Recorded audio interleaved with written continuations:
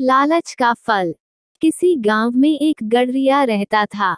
वह लालची स्वभाव का था, हमेशा यही सोचा करता था कि किस प्रकार वह गांव में सबसे अमीर हो जाए। उसके पास कुछ बकरियां और उनके बच्चे थे, जो उसकी जीविका के साधन थे। एक बार वह गांव से दूर जंगल के पास पहाड़ी पर अपनी बकरियों को चराने ले गया। अच्छी घास ढूंढने के चक्कर में आज वो एक नए रास्ते पर निकल पड़ा।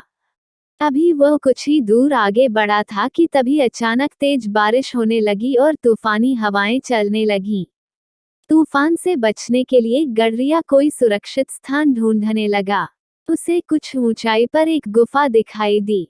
गडरिया बकरियों को वहीं बांध उस जगह का जायजा लेने पहुंचा तो उसकी आंखें फटी की फटी रह गईं।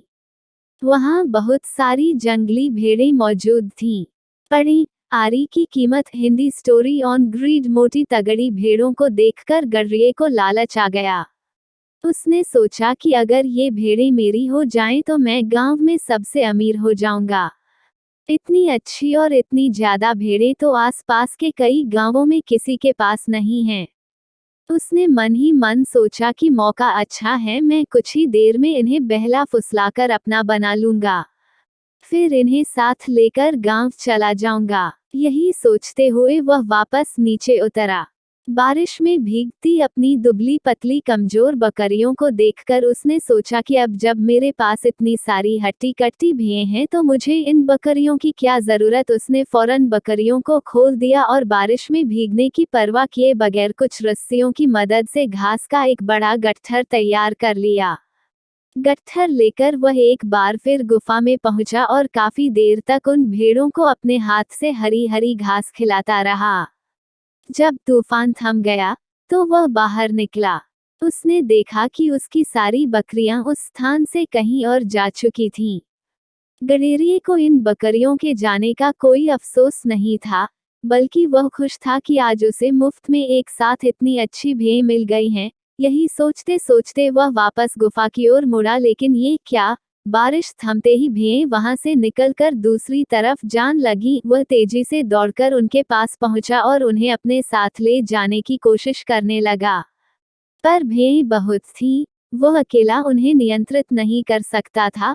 कुछ ही देर में सारी भेड़ें उसकी आंखों से ओझल हो गईं। यह सब देख गडरिये को गुस्सा आ गया।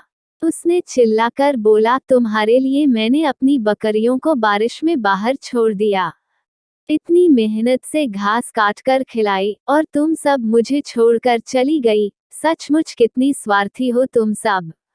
गडरिया बदहवास होकर वहीं बैठ गया।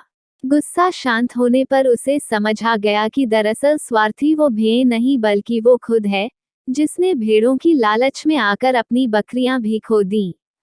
कहानी से सीख।